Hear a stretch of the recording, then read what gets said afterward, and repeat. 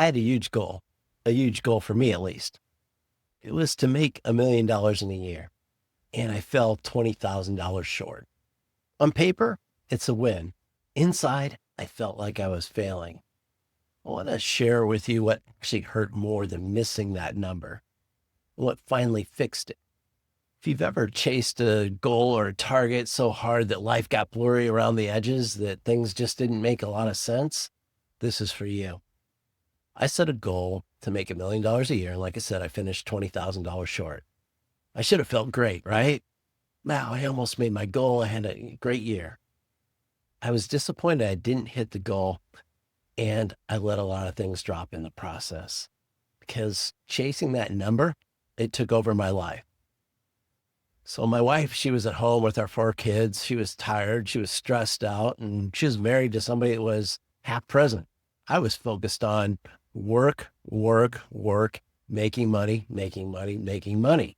One night she looked at me and she said, something has to change.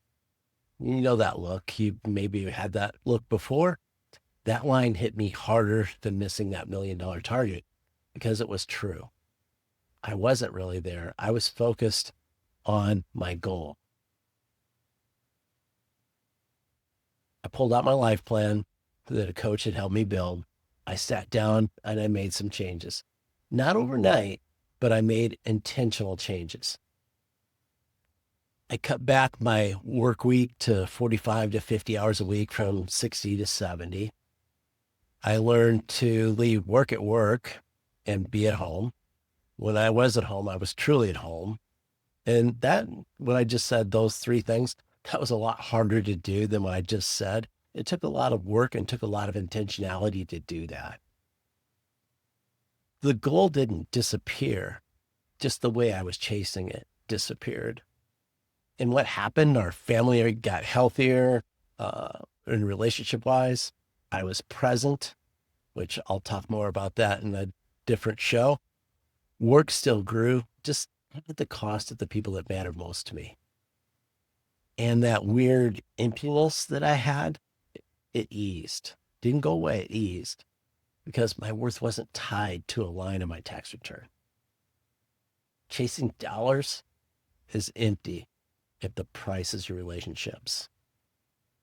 So make money, set big goals, price them in priority order. If the cost is your marriage, your kids, your health, that is not a win. I know plenty of men that have sacrificed their families chasing money and chasing their careers, moving all over the country, just chasing that next job or chasing the higher income. 2 quick checks that you can do this week. Ask someone you love, am I really present? Really? Set one boundary, a hard stop. Example, leave work by this time every day. Don't take work home. Your turn. Have you ever hit or nearly hit a big goal and realized that the cost was too high? What did you change? Drop it in the comments. Your story might help somebody else. If this resonated, subscribe and share it with a friend who's in that grind mode that I was talking about. And I'll see you on the next show. Be audacious.